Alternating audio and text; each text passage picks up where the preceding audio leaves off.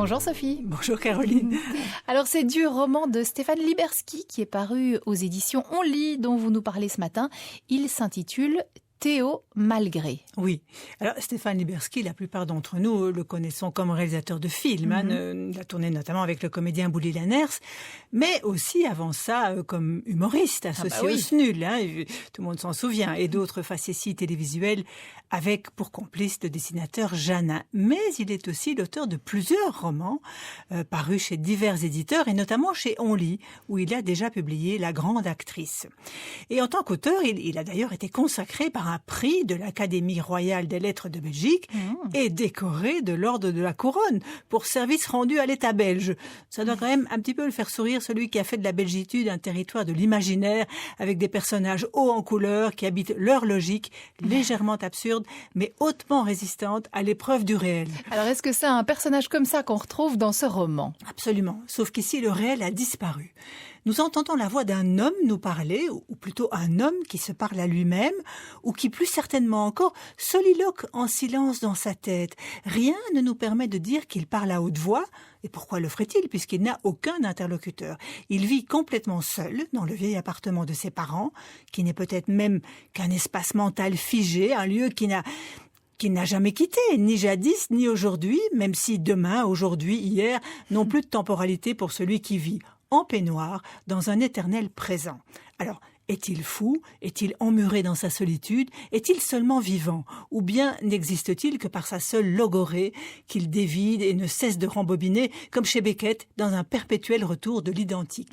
Et quoi, c'est un monologue quasi théâtral ? Oui, très théâtral même. Et je l'ai lu avec dans l'oreille la voix de Michael Lonsdale. Vous voyez cette diction onctueuse, cette suavité un peu inquiétante qu'on devine aussi chez ce personnage, ce Théo, qui est à la fois un vieux garçon et un vieil enfant, à la cruauté désinhibée.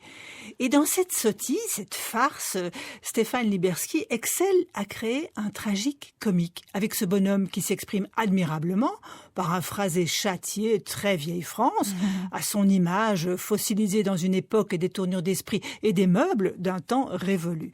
Seul son flux de paroles et mouvements et l'entraîne dans des images, des souvenirs, des anecdotes tout à fait dérisoires, mais dont il s'amuse ou se félicite. Donc il y a un ton tout à fait particulier dans ce monologue. Tout à fait, et très réussi, parce qu'il tient en équilibre sur un fil tendu entre le cadre convenu, rassurant d'un appartement bon chic, bon genre, et la folie des accès d'un propos confit dans un passé qui ne passe pas, dans des rituels un peu dingues, mais présentés comme raisonnables et sages pour ordonner le chaos. Ce sont de courts chapitres, le livre est mince, qui se succèdent en bousculant légèrement l'ordre et qui installent cette élasticité du temps comme un ruban de Moebius.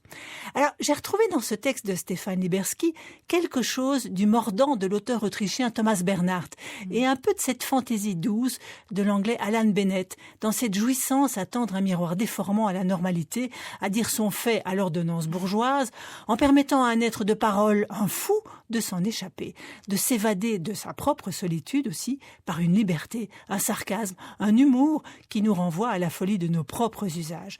Parce que si notre enfermement existentiel n'a lui qu'une seule issue, Théo a le luxe, lui, de jouir de tous les âges de la vie en même temps, indéfiniment, et de s'installer à demeure dans l'inexistence avec un éternel étonnement et une inaltérable jubilation.